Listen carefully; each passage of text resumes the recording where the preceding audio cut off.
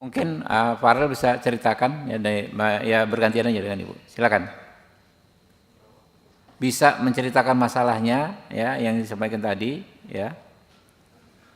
Garis besarnya saja, garis besarnya, dan nanti kita lihat ini kalau informasinya kan sudah pencabutan laporan. Apakah benar seperti itu atau apakah masih ada yang perlu kami lakukan untuk membantu Ibu dan Farel? Silakan.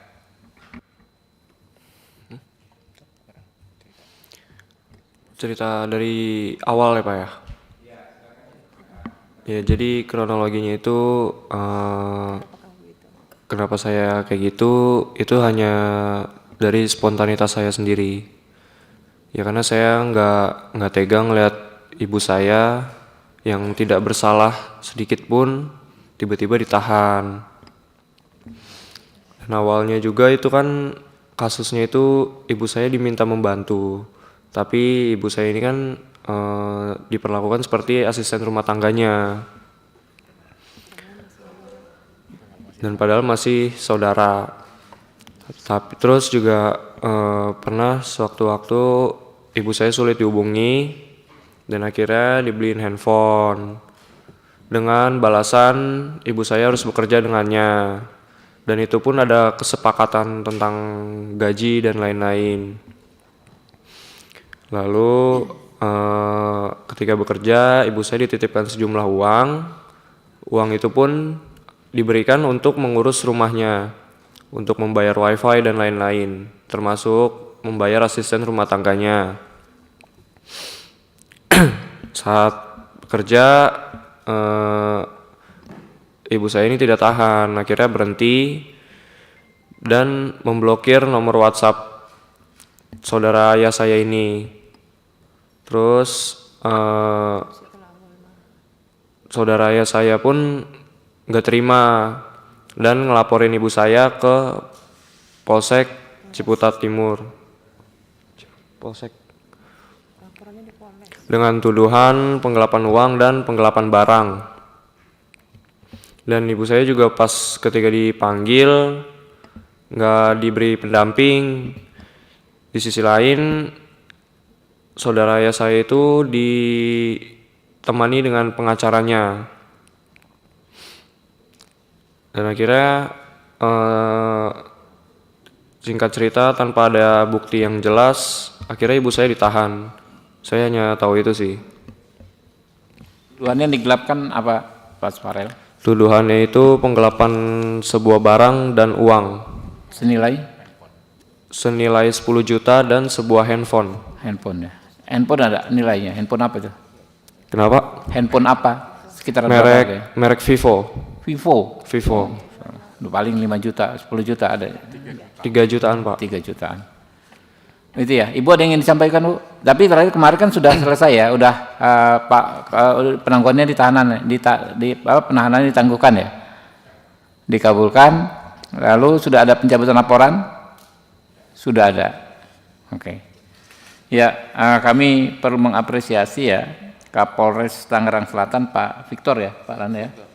Victor ya, karena kemarin Pak Dasko pimpinan DPR 2 hari lalu telepon saya supaya mengkomunikasikan ini dengan Polres Tangerang Selatan dan langsung ini kan di Polsek kemarin ya, di Polsek ya. Jadi Kapolres atasannya Kapolsek Pak Victor lah yang berinisiatif menyelesaikan masalah ini dengan restoratif justice. Kita apresiasi Pak Victor ya. Nanti mungkin ya teman-teman ya, simpulannya kita dorong supaya ini memang benar-benar tuntas ya, si ibu tidak lagi dipermasalahkan secara hukum. Gitu Bu ya.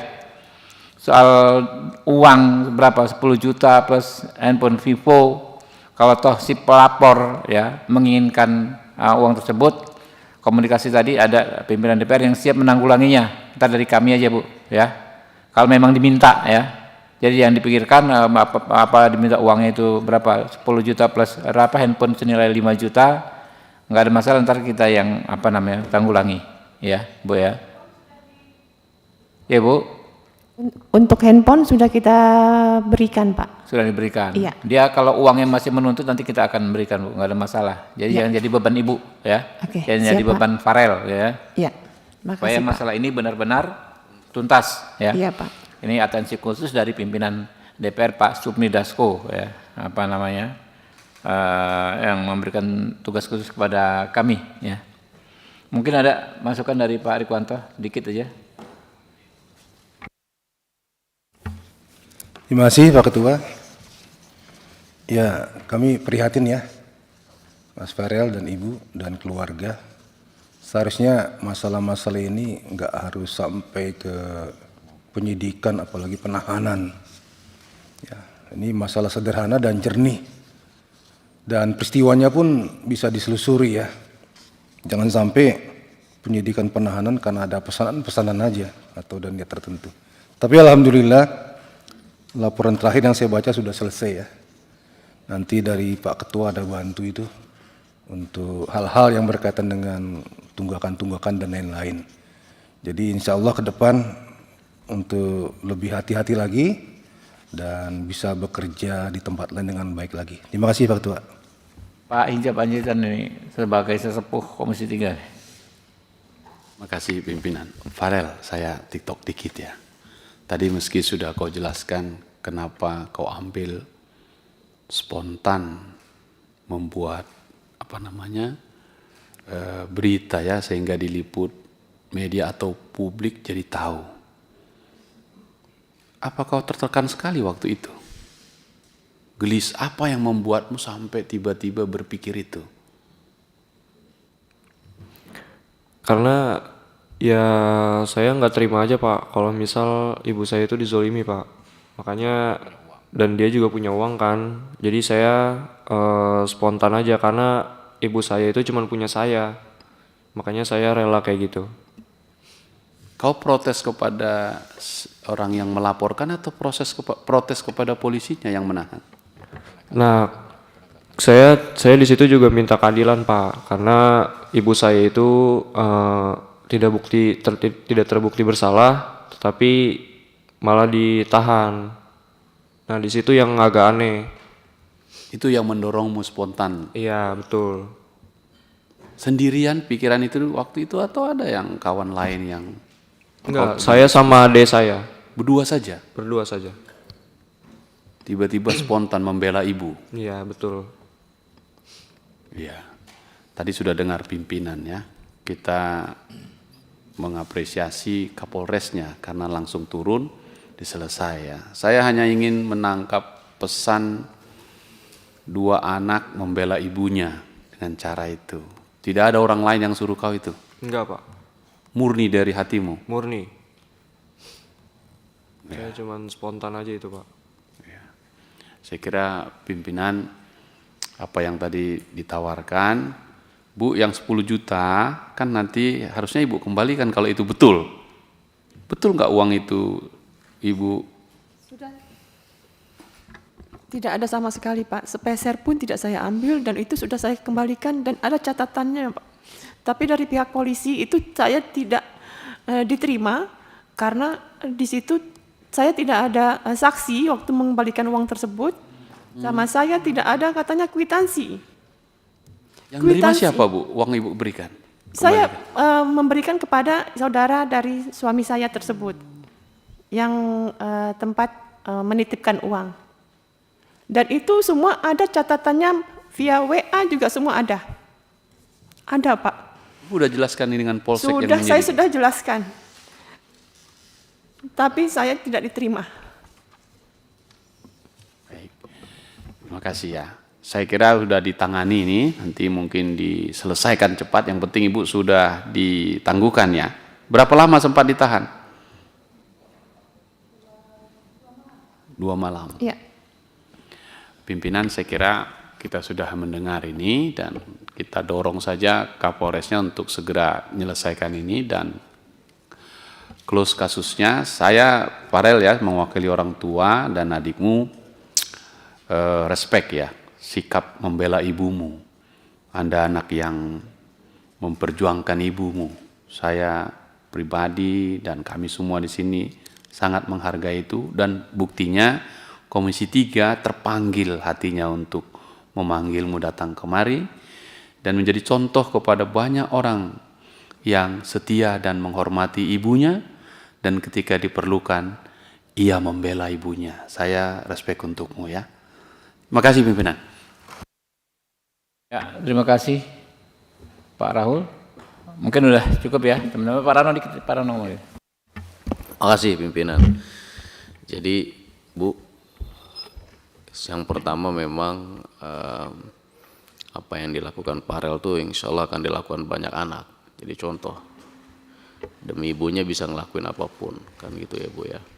Jadi kemarin sempat atensinya pimpinan Pak Dasko, karena saya sebetulnya di dapil situ juga, itu memang langsung turun, memerintahkan saya, memerintahkan Pak Kapolres untuk mengecek, karena ternyata perkara ini adanya di Polsek. Atas pengetahuan Kapolres, lakukan penahanan. Nah makanya langsung atensi itu langsung dijalankan, hari itu pun langsung dikeluarkan, terus langsung tadi malam sudah selesai urusan RJ-nya Bu ya. Jadi sudah dicabut semua, clear ya Bu? Laporan sudah lapor ya? Gimana Pak? Tinggal menunggu SP3 Pak. Oh ya udah, berarti hari ini suruh SP3 kan kejar, karena kan sudah persyaratan sudah selesai semua. Agar perkara Ibu tidak digantung-gantung. Ya Bu ya. Jadi insya Allah ini langsung dikawal sama pimpinan DPR, Pak Dasko dan kawan-kawan semua, insya Allah langsung selesai lah Bu. Sekali lagi tapi saya senang karena ya Ibu punya anak yang baik. Ya Bu ya, terima kasih saja pimpinan. Ya Bu, jadi ternyata Ibu juga sudah mengembalikan uang yang 10 juta dituduhkan digelapkan itu. Iya kan, sebetulnya nggak ada kewajiban Ibu untuk mengembalikan lagi harusnya kan. Tapi memang untuk jaga-jaga siapa tahu ada yang masih meminta, nanti kalau diperlukan nanti ada dari pimpinan Komisi 3 Bu. Jadi jangan dikhawatirkan ya. Iya Pak, silakan Pak. Izin Pak Ketua. Kebetulan saya adalah wakil dari kedua mereka yang bertikai. Yang bertikai pertama si pelapor adalah anak kakak kandung saya. Kemudian Ibu Safrina Yani ini adalah istri dari keponakan kandung saya. Masih keluarga. Dan sebelum kasus ini jauh melebar kemana-mana, makanya kemarin saat Kapolres dengan Bapak Pinky Wiwang, Kapolres Selatan, dan Bapak Kapolsek Bambang, saya menyampaikan permintaan maaf kepada masyarakat Indonesia, sebab bila mana dari awal saya hadir, perkara ini buat saya adalah saya menepuk air dulang Pak. Cuman karena ada yang merasa lebih baik, lebih hebat dari salah satunya, saya nggak bisa ikut. Cuman saya mengingatkan untuk tidak dibawa sejauh itu. Sementara perkara ini sebetulnya tidak ada Pak. Tidak ada. Saya bisa bawa datanya. Artinya penetapan Bu Yani sebagai tersangka terlalu emosional. Dan saya terima kasih, kasus ini sudah dimediasi oleh Bapak Kapolres. Cuman tentu di sini saya perlu menjelaskan duduk yang sebenarnya Pak. Peristiwa ini dominan pemindanaan Ibu Yani adalah emosional, Pak. Sakit hati Pak. Karena pelapor adalah keponakan kandung saya mengetahui sekali karakteristiknya. Dan ini saya sampaikan dengan bukti. Artinya keponakan saya yang satu ini memang dari sekian jumlah cucu kakeknya, saya nggak punya cucu yang keponakan yang begini Pak. Susah dan susah. Kalau sudah dia tersinggung nggak jelas judulnya, nggak peduli dengan saudara. Makanya saya bilang kasus ini menepuk air dulang buat saya. Maka saya minta maaf juga kepada Bapak Kapolsek Bambang di Ciputat semalam. Kalau untuk rasa bersalah dalam persoalan ini, untuk yang harus malu dalam persoalan ini bukan pihak kepolisian, saya selaku omnya. Tetapi karena keadaan hidup saya juga harus berjuang untuk kehidupan saya sendiri, saya bertemu dengan beliau-beliau ini kurang Pak. Cuman sebelum kasus ini jauh seperti ini, saya sudah mengingatkan salah satu pihak, pelapor. Yang keponakan saya ini mulai dari apa pertama Yan? Yang pertama itu apa datang ke sana? bukan no. Pemanggilannya itu Pertama, mediasi. mediasi. Pada saat mediasi yang saya sayangkan adalah surat pertama bentuknya mediasi, Pak. Bukan mediasi. Ya. Iya. Surat pertama bunyinya mediasi, dihadiri Ibu Yani sendiri. Oh, klarifikasi. Klarifikasi. Klarifikasi. Oh, klarifikasi. Kemudian pada saat kedua juga bunyi suratnya klarifikasi, tetapi di dalam ruang pemeriksaan itu Ibu Yani sendiri. Pelapor didampingi dengan 2 pengacara dan 3 penyidik. Kemudian Ibu Yani tidak diberikan kesempatan menjelaskan tentang duduk persoalan. Artinya ini bukti saya bawa semua, Pak. Tentang tuduhan handphone, tuduhan uang, semuanya Ibu Yani punya data. Jadi kasusnya itu saya juga pernah mendampingi tersangka pelapor ini 1 tahun. Saya pernah mendampingi dia di tahun berapa, Mas? 2019 ya? Di tahun 2019 saya pernah mendampingi pelapor ini 1 tahun. Saya hadir di sana pada saat itu dia sedang berkonflik dengan ibunya. Karena om-om yang lain minta saya lah dampingin, karena ini anak memang agak sulit. Saya dampingin, Pak. 1 tahun saya mendampingi beliau. Kemudian sampai di luar yang saya duga, saya sampai leher saya terjahit 36 jahitan. Karena dia minta ngerjain rumahnya, bikin pagar. Dibayar tukang nggak mau, tapi itu pengen dikerjain. Saya demi hatinya senang, saya bekerja. Padahal saya tidak punya profesi itu. Tapi bagaimana menyenangkan hatinya? Singkat cerita, setelah dia berbaik dengan ibunya, saya mundur dari situ, Pak. Nah, Ibu Yani juga hadir di rumah telapor itu, dasarnya diminta tolong, Pak. Pada saat dia sedang berkonflik dengan keluarga intinya. Kemudian kebiasaan anak ini adalah ketika dia berkonflik dengan ibunya, dengan keluarga intinya, dia akan marah-marah. Marahnya ini disampaikan kepada orang lain. Artinya kesimpulan saya begini, Pak. Mestinya pada saat si pelapor ini melaporkan peristiwa ini, kebenarannya tentu perlu disidik dan dicari, Pak. Tapi karena memang ada satu ucapan si pelapor ini, dia tidak seorang pun yang bisa menghentikan dia untuk memenjarakan Ibu Yani. Berapa ratus juta pun dia habis. Berarti kalau di situ bicaranya seperti itu, bukan faktor uang 10 juta, Pak. Bukan faktor handphone, Pak. Maunya ini dipenjara, hatinya puas, dan ingin mentontonkan kepada publik siapa gue. Kebetulan saya juga termasuk orang yang dizolimi. Kakak kandung saya yang melahirkan dia diusir dari rumah itu. Artinya ini kan tidak bisa saya bawa ke ranah hukum. Mungkin gambaran saya kepada Bapak Pimpinan, saya terima kasih hari ini persoalan yang mungkin kalau ukuran saya memalukan, Pak. Tapi alhamdulillah receh pun dapat tanggapan dari Komisi 3. Saya terima kasih banyak kepada Bapak. Mudah-mudahan artinya penegakan hukum yang seperti ini ke depan Bokyo dipertimbangkan gitu loh, Pak. Ini kan, saya sudah sampaikan juga kepada Humas Polres Tangerang Selatan.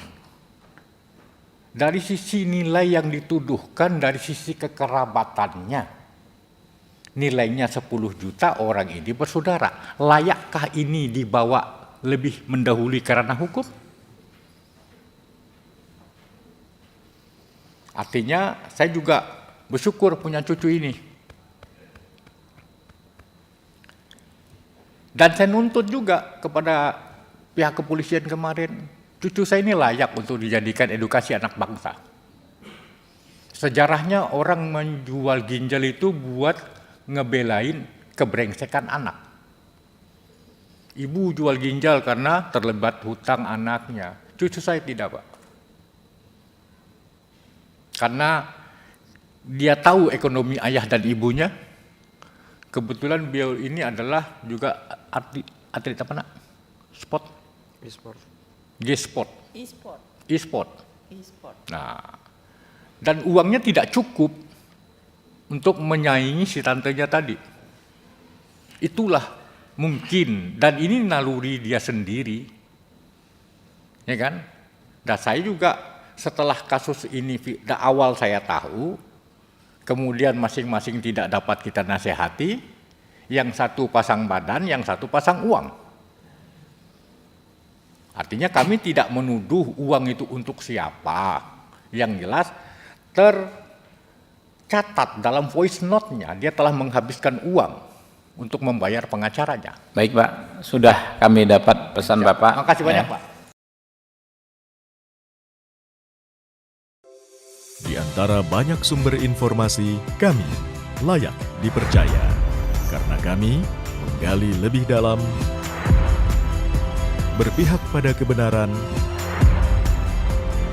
berpegang pada data dan fakta, agar layak Anda jadikan referensi. Kompas TV, independen, terpercaya.